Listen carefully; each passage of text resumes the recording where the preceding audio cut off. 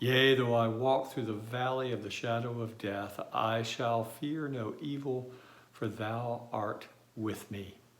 That's the King James translation of the 23rd Psalm that we just read, using a different and equally good translation earlier in today's service. I love the poetry of that particular passage in the King James Version, and so it's been running through my head ever since we began this morning's service, and even earlier in the week. Yea, though I walk through the valley of the shadow of death, I shall fear no evil, for thou art with me.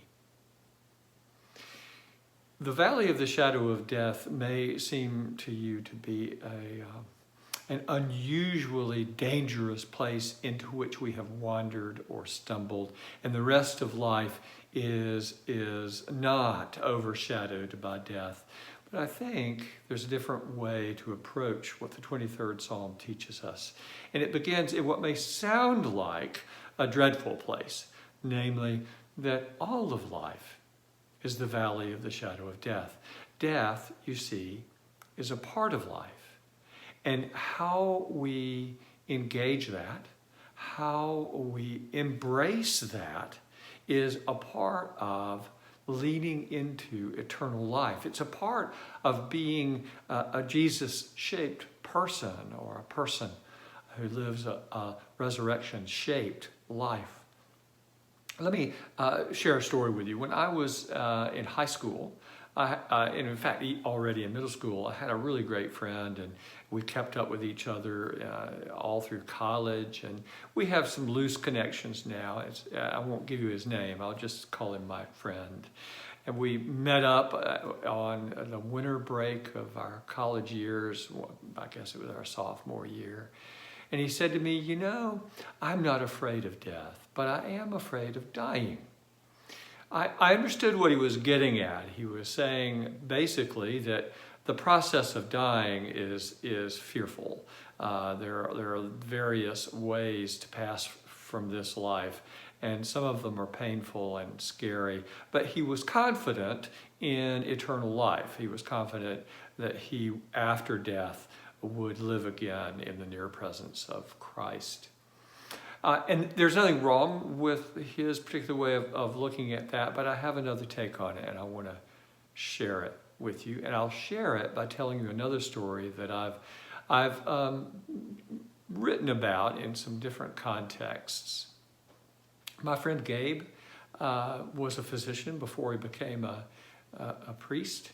And he was Roman Catholic at the time, and he provided medical care to a group of nearby nuns.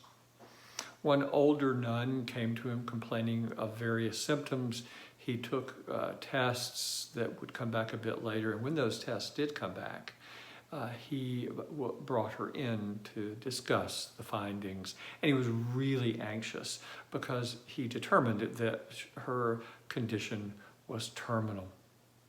When the old nun came into his office, she saw his discomfort, and she understood immediately what was on his mind and in his heart. And she said, "Oh, Gabe, why are you worried?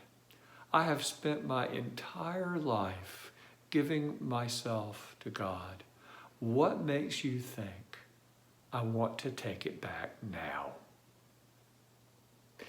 Returning to the 23rd Psalm, my take on that particular passage, yea, though I walk through the valley of the shadow of death, I shall fear no evil, for thou art with me, is that God is with us in all of the messy places of our lives, every step of the way. And Jesus taught us how to engage God's presence, God's love, and God's resurrection power every day, every step of our lives. He said, take up your cross and follow me. In other words, give yourself to God, right? Give your life away. Give your life away to God. Give your life away to the healing of this world for love of God, for love of neighbor. You see, when we give our lives away, paradoxically, we begin to really, really live. Think about it this way. If you're giving something away, can anybody really take it from you? If you're giving something away, can it be stolen from you? Can you really lose it? What Jesus teaches us sheds a slightly different light on the 23rd Psalm.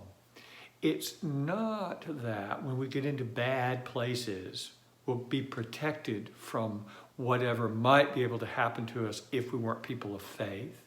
And it's certainly not this life is easy to live because we're going to go to heaven after we die. Instead, we begin to live a God-saturated, Jesus-shaped, resurrection-shaped life already right here on planet Earth when we give our lives away as the most profound possible act of love. God is with us in all that we do. And when we pour our lives out as a libation, as Paul says, we then actually begin living a different kind of life that is in and of itself eternal, because it's the life that we live in relationship, in union with God. Yea, though I walk through the valley of the shadow of death, I shall fear no evil.